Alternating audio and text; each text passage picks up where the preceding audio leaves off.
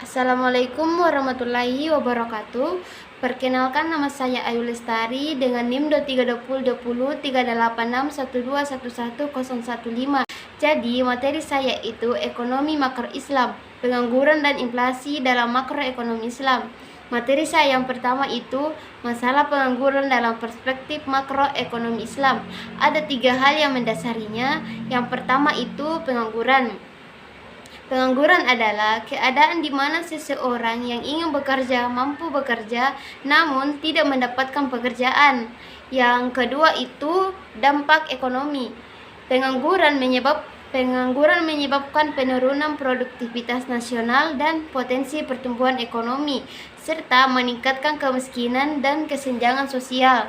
Dan yang terakhir itu perspektif Islam. Islam memandang pengangguran sebagai masalah serius yang berdampak negatif terhadap kesejahteraan dan melanggar hak-hak individu untuk bekerja dan mendapatkan penghidupan yang layak.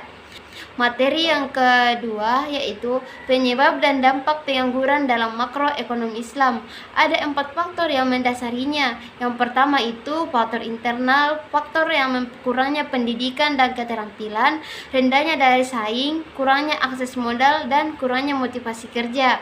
Yang kedua itu faktor eksternal, yaitu ekonomi global, perubahan teknologi, dan kebijakan ekonomi yang tidak tetap. Yang ketiga itu dampak sosial, yaitu meningkatnya kemiskinan, kriminalitas, dan ketidakstabilan sosial, serta berkurangnya rasa aman dan kesejahteraan. Yang keempat itu dampak ekonomi, yaitu penurunan produktivitas nasional, pertumbuhan ekonomi yang lambat, dan penguatan siklus kemiskinan.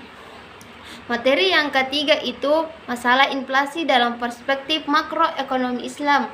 Ada 3 hal yang mendasarinya. Yang pertama itu pengertian inflasi. Inflasi adalah peningkatan harga barang dan jasa secara umum dalam suatu periode tertentu. Ini menyebabkan penurunan nilai mata uang dan daya beli masyarakat.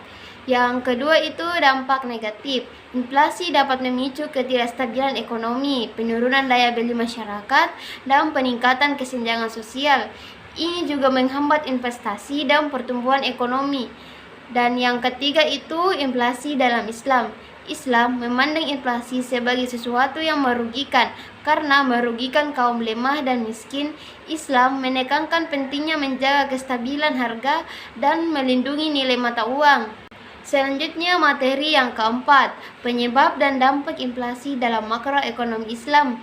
Ada 4 penyebabnya. Yang pertama itu faktor utama, yaitu meningkatkan permintaan agregat. Yang kedua, faktor pendukung peningkatan biaya produksi, devaluasi mata uang, dan spekulasi pasar. Yang ketiga itu dampak ekonomi, penurunan daya beli, pengangguran, dan ketidakpastian ekonomi. Dan yang terakhir itu meningkatnya ketimpangan sosial, konflik sosial, dan ketidakstabilan politik. Dan penjelasan yang terakhir itu solusi Islam dalam masalah pengangguran dan inflasi. Ada 4 solusi. Yang pertama itu zakat. Zakat merupakan kewajiban bagi umat Islam yang membantu meningkatkan kesejahteraan masyarakat, mengurangi kemiskinan, dan menciptakan lapangan kerja. Yang kedua itu wakalah. Wakalah dalam sistem keuangan Islam dapat mendorong pertumbuhan ekonomi, menciptakan lapangan kerja, dan meningkatkan kesejahteraan masyarakat. Yang ketiga itu qardul hasan. Qardul hasan atau peminjam tanpa bunga dapat membantu mengatasi masalah akses modal bagi pengusaha dan masyarakat, mendorong pertumbuhan ekonomi, dan mengurangi pengangguran. Dan yang terakhir itu inflasi, menghindari riba dan spekulan, serta mendorong produksi dalam negeri, dapat membantu menjaga kestabilan harga dan mengurangi dampak inflasi. Sekian, wassalamualaikum warahmatullahi wabarakatuh.